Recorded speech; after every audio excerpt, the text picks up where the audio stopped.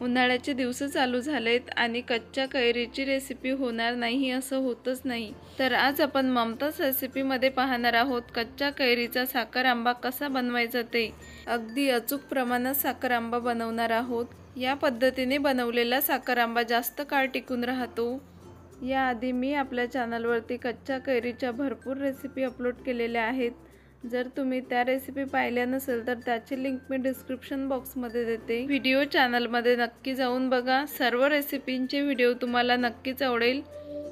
नमस्कार मित्रांनो, स्वागत आहे तुमचं ममतास रेसिपी मराठीमध्ये। आज आपण पाहणार आहोत महाराष्ट्रातील सुप्रसिद्ध साखर आंबा ही रेसिपी। जर माझ्या चॅनलला अजूनही सबस्क्राइब केलं नसेल तर चॅनलला सबस्क्राइब करून घ्या आणि बाजूच्या बेल आयकॉनला क्लिक करायला विसरू नका। साखर आंबा बनवण्यासाठी मी इथे ताजी आणि फ्रेश कच्ची कैरी घेतलेली आहेत। आता या दोन्ही कैऱ्या मी स्वच्छ धुवून घेतल्या, त्यावरची सालं काढून घ्यायची आहेत। कच्च्या कैरीमध्ये भरपूर प्रकार पाहायला मिळतात, तर साखर आंबा कुठल्याही प्रकारच्या कच्च्या कैरीचा बनतो। साखर आंबा बनवण्यासाठी आंबा गोड असो किंवा आंबट असो, दोन्ही आंब्याचा साखर आंबा बनतो। जर आंबा जास्त आंबट असेल तर जास्त साखर घालावी लागेल आणि जर आंबा गोड असेल तर थोडी कमी साखर घालावी लागेल। फरक फक्त एवढाच आहे। तर आपण इथे गोड आंब्याचा साखर आंबा बनवणार आहोत। तर हे कच्चे आंबे गोड आहेत, तर तुम्ही पाहू शकता आंबे पिवळसर झालेले आहेत, म्हणजेच हा आंबा गोड आहे। तर मी अशा सोप्या पद्धतीने दोन्हीही कैरीची वरची सालं काढून घेतलेली आहे। या पद्धतीने कच्च्या कैरीचा साखर आंबा एकदा नक्की बनवून पहा, खूप चविष्ट लागतो। तर या प्रकारे दोन्ही आंब्याची सालं काढून घेतलेली आहे। आता ही आंबे किसून घ्यायचे आहे। मोठ्या किसणीच्या साहाय्याने मी इथे आंबे किसून घेते। मोठ्या किसणीच्या साहाय्याने आंबे किसले असता लांब असे किसले जातात आणि लवकरही किसले जातात। तर अशा पद्धतीने दोन्ही आंबे मी किसून घेते।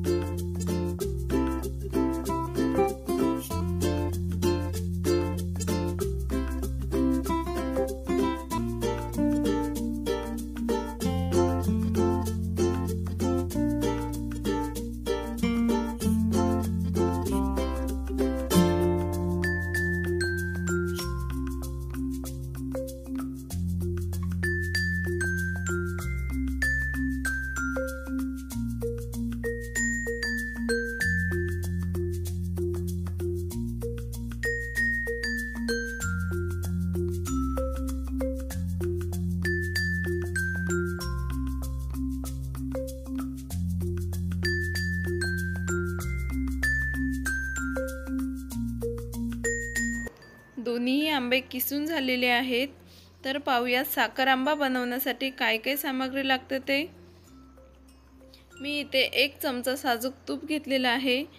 त्यासोबत आहे दालचिनी, लवंग आणि 2 विलायची घेतलेल्या आहेत। सोबतच 1 वाटी किसलेला आंबा आणि त्याच वाटीने प्लेन अशी साखर घेतलेली आहे। कारण आंबा गोड आहे त्यामुळे कमी साखर घ्यायची आहे। तर गॅसवरती कढई ठेवली, त्यामध्ये 1 चमचा भरून साजूक तूप टाकून घेऊ। मी इथे वाटीमध्ये काढून घेतलं होतं।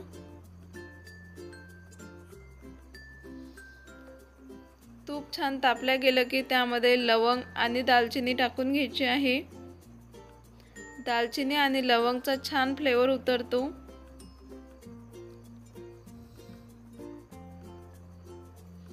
दालचिनी आणि लवंग छान लालसर अशी भाजल्या गेलेली आहे।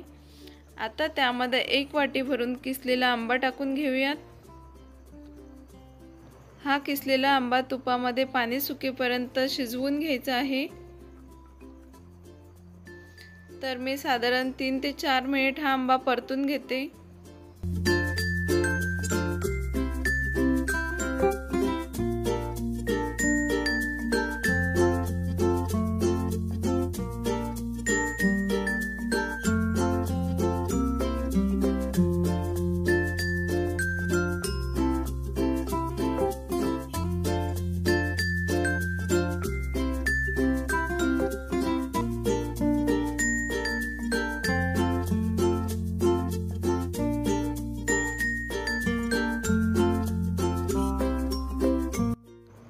आंबा छान शिजला गेलेला आहे आणि पाणीही सुकून गेलेलं आहे।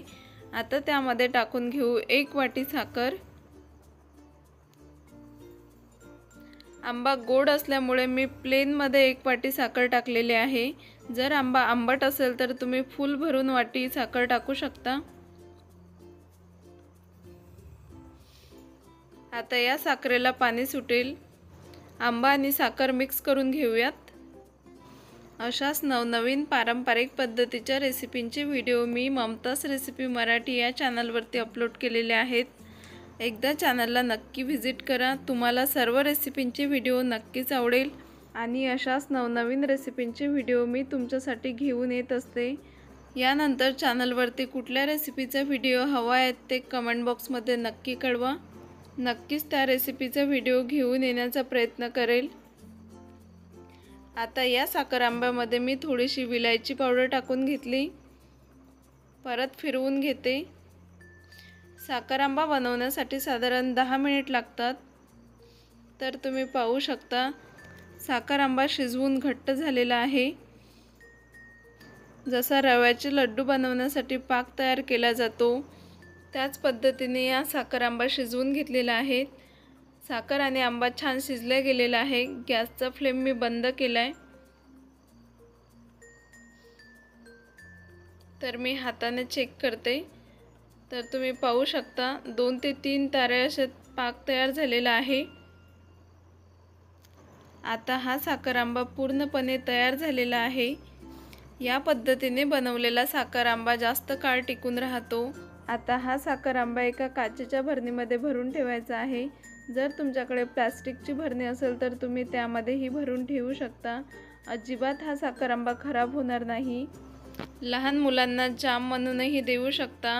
हा साखर आंबा पोळी बरोबर, लहान मुलांच्या टिफिन बॉक्सवरती किंवा भूक लागली तेव्हा केव्हाही तुम्ही हा साखर आंबा खाऊ शकता।